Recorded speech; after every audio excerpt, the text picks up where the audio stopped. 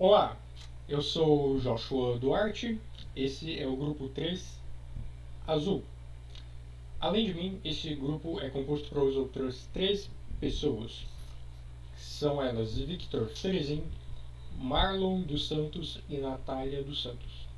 O docente dessa matéria é o professor Júlio Ferencs. O tema deste seminário é espectroscopia UV visível. Espectroscopia UV visível refere-se à espectroscopia de absorção ou espectroscopia de refletância, em parte do ultravioleta e em todas as regiões visíveis adjacentes do espectro eletromagnético. Pode ser relativamente barata e de fácil implementação. Essa metodologia é amplamente utilizada em diversas aplicações fundamentais. O único requisito é que a amostra absorva na região UV-vis, ou seja, um cromóforo. A espectroscopia de absorção é complementar à espectroscopia de fluorescência. Os parâmetros de interesse são, além do comprimento de onda de emissão, a absorvância, a transmitância, a refletância e sua variação com o tempo. Anatomia do espectrofotômetro. O espectrofotômetro é composto por basicamente 9 partes diferentes. Essas 9 partes são 2 lâmpadas, sendo uma de 2 e outra de tungstênio. Estas 2 lâmpadas fornecem ondas eletromagnéticas. Também é composta por um espelho, aliás, 2 espelhos, aparato responsável por concentrar e direcionar o feixe de luz, o filtro, ele absorve parte da luz, permitindo que apenas uma certa faixa de comprimento de onda. O monocromador. Alguns equipamentos ainda possuem um prisma como monocromador, porém os mais modernos possuem dispositivos eletrônicos que transformam a luz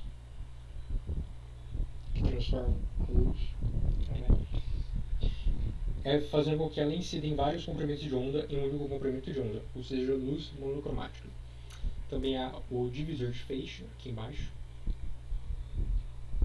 Nos casos de espectrofotômetro de feixe, como veremos aqui, esse aparato é responsável por dividir o feixe em 2 igualitariamente, direcionando um para a amostra e outro para a referência.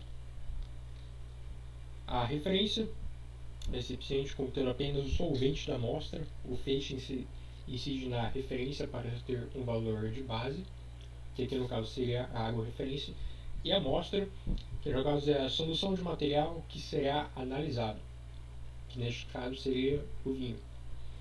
Também existem 2 fotodiodos, que são aparatos receptores dos feixes de amostra e referência. Os fotodiodos absorvem as ondas que incidem sobre eles e transformam em informações que são lidas pelo software, o qual gera as curvas descritivas. Em seguida tem toda essa informação do espectrofotômetro é enviada através do fotodiodo, enviada para um computador, que realiza o processamento de dados e transforma esses dados em um gráfico. Esse gráfico mostra basicamente a relação entre absorção e comprimento de onda. Pois bem, agora, pessoal, vou mostrar um vídeo para vocês. Esse vídeo mostra basicamente como funciona um espectrofotômetro. Ele tem apenas 1 minuto, mas será bem rápido.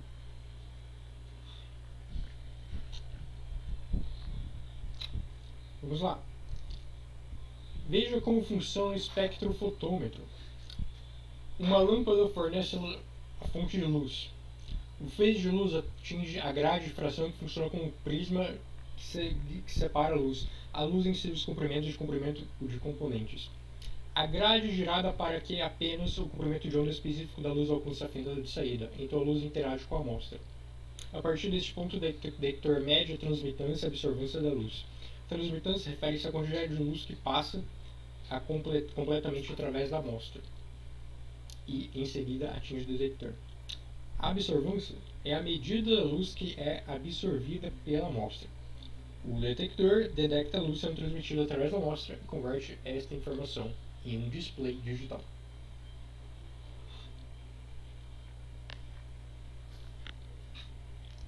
Bom, é esse o vídeo que eu tinha que apresentar. Agora eu vou passar a palavra para a minha colega.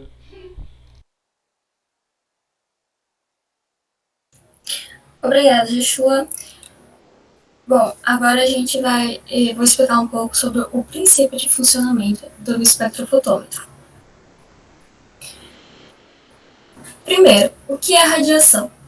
A radiação ela é um processo físico de emissão e de propagação de energia por meio de partículas ou de ondas eletromagnéticas em movimento.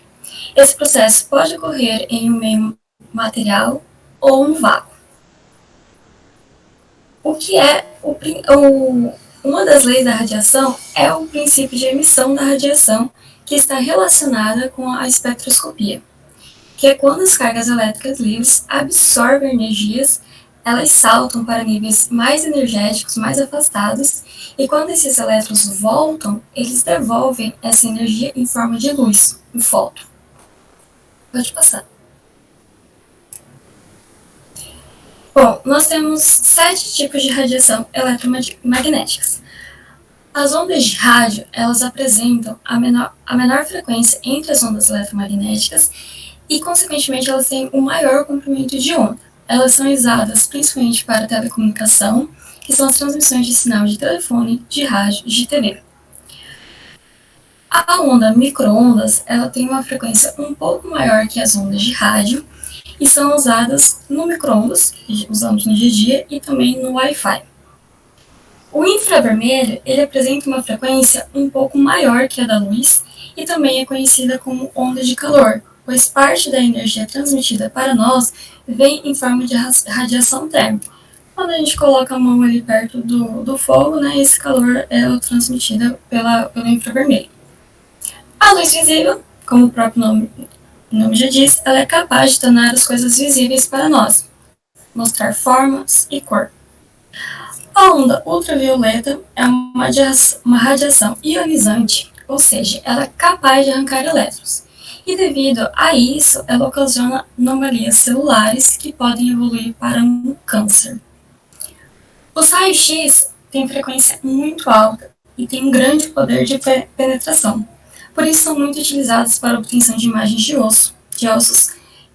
Quem nunca fez um exame de raio-x provavelmente conhece alguém que já tenha feito. E também a onda de raio-x é utilizada no tratamento de câncer, que é a radioterapia.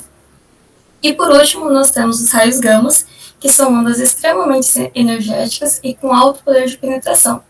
Elas são usadas para estudos astronômicos e também são utilizadas para esterilizar equipamentos. Agora eu vou passar a palavra para o Victor. Obrigado, Nath. Bom, entendendo um pouquinho como funciona o espectrofotômetro e os princípios básicos da física que permitem ele funcionar, a gente agora vai entender mais esses aspectos quantitativos e qualitativos das medidas que acontecem dentro dessa máquina. Como o Joshua falou, o feixe que é emitido pela lâmpada, ele é encaminhado tanto para a amostra como na referência. Essas referências e amostras interagem com a luz e essa luz que foi interferida de alguma maneira é medido pelo fotodiodo, gerando os gráficos. Mas como que a amostra interage e por que isso faz com que eu consiga identificar a amostra? Bom, ela interage basicamente de 3 maneiras, essas 3 maneiras que você está vendo aí agora. Emissão, absorção e espalhamento. Como que isso funciona? Quando o feixe é emitido e incide contra a amostra, ela absorve essa energia que vem através das ondas eletromagnéticas e emite de volta através do efeito fotoelétrico. Essa emissão, ela não é emissão da frequência nem do comprimento de onda originais que incidiram. Sofre-se uma diferença, sofre-se uma alteração.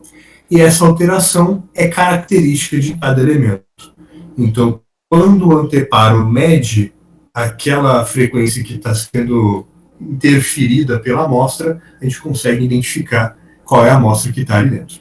Além disso, parte dessa energia, parte desse feixe é absorvido e a absorvância também é muito característica de cada elemento, de cada material. Comparando esses dois, mais o efeito de espalhamento, que é o raio que incide e é propagado para um local diferente de onde está o receptor de luz, comparando esses três elementos, nós podemos identificar essa amostra. Passa o slide para a gente. Esse é o exemplo que eu havia mencionado. Nós temos ali em cima a luz incidindo no prisma, que difunde a luz dentro do espectro UV visível, e o receptor, que pode ser, no caso da foto, um olho ou o nosso fotodiodo, consegue ver toda a faixa demonstrada ali, que é a faixa do visível. Quando nós temos a interferência de uma amostra, que está descrita ali como um gás quente, existe a diferença entre o espectro contínuo e o espectro que é emitido e absorvido. Na imagem do meio, nós conseguimos ver a interferência do gás quente, da amostra aquecida, e observando quais são as linhas que são emitidas novamente pela amostra quando absorve essa energia. E na terceira linha, na terceira imagem, nós temos a amostra resfriada, que nos permite entender quais são os espectros de luz, seja ele ultravioleta ou visível, que são absorvidos pela amostra quando recebem a informação, o raio UV. Deixa eu passar para a gente. E no fim das contas, é isso que a gente vê quando usamos um espectrofotômetro. É esse gráfico que interessa para a gente. São dois gráficos, um gráfico de absorvância e um gráfico de fluorescência, né? O que é absorvido, o que é reemitido pela amostra. E nós podemos ver nessas amostras que foram descritas aí, claro que esses gráficos eles são de absorvância ou fluorescência pelo comprimento de onda que é característico da fonte de luz. Então nós temos ali tolueno, etanol, DMSO, acetato de etila, água de clorometano, e vê-se que cada curva é muito característica de cada material. Como essas curvas elas são características de cada material, quando eu incido uma amostra que eu não conheço, comparo com as tabelas, os gráficos que já foram medidos e identificados, para conseguir identificar aquela amostra desconhecida. Agora eu vou passar a palavra para o Marlon, que vai falar um pouco sobre a aplicação dessa técnica. Obrigado, Victor. Bom, eu vou falar um pouco sobre as aplicações de espectroscopia. Tem que lembrar que essa técnica analítica ela já está sendo empregada há mais de 60 anos, né, para identificação e determinação quantitativa e qualitativa de espécies moleculares inorgânicas, orgânicas, bioquímicas, em diferentes tipos de materiais. Então, posso pegar aqui, por exemplo, nas pesquisas farmacêuticas, que já entra mais na parte qualitativa. Por exemplo, odontologia, na questão de saúde mesmo, onde você consegue identificar um organismo que não era para estar ali, tudo por base da espectroscopia UV-Vis. Na questão de acidez da urina, controle de qualidade, você já entra junto aí também com alimentos e agricultura. Aqui você pode usar como exemplo qualidade e quantidade, tudo você consegue ser medido com a aplicação. E eu vou usar um exemplo aqui agora, que é a questão do vinho. Passa fazendo um favor.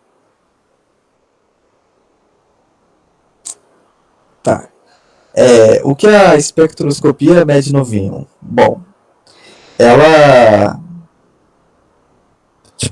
vou começar já respondendo essa questão. Ela pode ser usada tanto na qualidade, quantidade, mas principalmente na acidez. Na espectroscopia molecular, o UV-Vis é uma técnica que você consegue determinar a acidez do vinho sem ao mesmo ter que abrir ele, fazer todo um procedimento, né?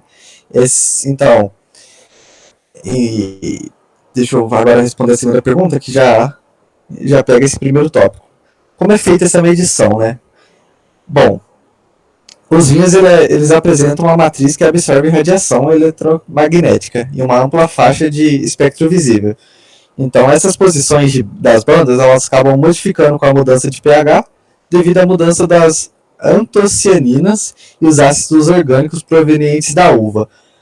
Bom, basicamente com a ajuda de um espectrofotômetro LabMAD, que foi o que eu achei na pesquisa, você consegue determinar a qualidade e acidez do vinho só fazendo esse método, né? As amostras você pode tanto pegar de uma plantação quanto de um mercado e você faz tudo isso em laboratório. Você usa uma solução de hidróxido de sódio, uma solução de vários tipos de soluções, né? Não posso citar todas, que são bastantes, mas você acaba observando o pH e a absorvância da solução se variando durante esse processo. Então, a espectroscopia aqui é muito importante, principalmente para você saber a qualidade do vinhos em lugares mais que você tem uma produção maior e com uma demanda maior para não ter reclamações dessas coisas. E é isso. Pode passar, fazendo um favor? É isso. Muito obrigado e até a próxima.